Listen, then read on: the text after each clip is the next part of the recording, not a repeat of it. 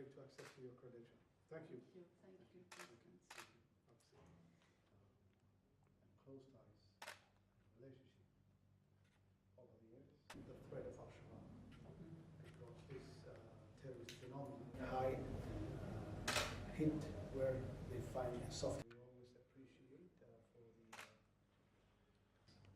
continue their close relationship. And close ties, relationship. And also, of course, funds to support that security.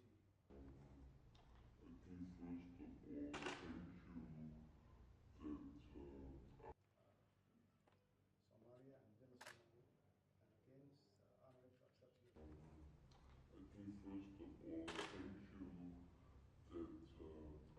Or Somalia to stand its own feet against the threat of Al-Shabaab. Because this terrorist phenomenon, we always appreciate your government has been very proactive.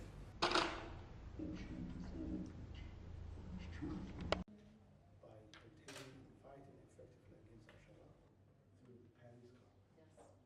And we always appreciate that. The government funds to support that. And if we do that, then we'll be peaceful.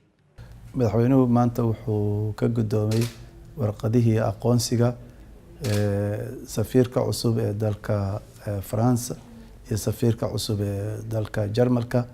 waa laba gabdhood oo safiir ah oo cusub waxay bedeleen labadii safiir oo ka horeeyay. labada dalba horta waxay aad u tilmaameen labada safiirba oo amaaneen horumarka Soomaaliya ay gaarayso. waxay Faransiisku tilmaameen xiriirka ay Soomaaliya leeyihiin iyo kaalinta ay ka ciyaaraan uga jiraan midowga Yurubka. waxay kaloo sheegeen inay yihiin gudoomiye ka yihiin waxaan loo yaqaano Paris Club ama naadiga Paris deynta Soomaaliya cafinteeda kaalin ka geysan kara. Jarmalku iyaguna waxay tilmaameen inay yihiin maaragtay Soomaaliya xiriir fiican la leeyihiin ay kaalmooyin geystaan. waxay tilmaameen inay xagga infrastructure-ka sameynta dariiqyada isbitaalada iyo waxyaabo la mid ah inay maaragtay ay kaalin ka geystaan iyo gaar ahaan tababarka booliiska ayay sheegeen. waxay sidoo kaleeto sheegeen inay hadda ay Soomaaliya ugu deeqayaan 100 milyan oo dollar lacag dhan oo ay rabaan berito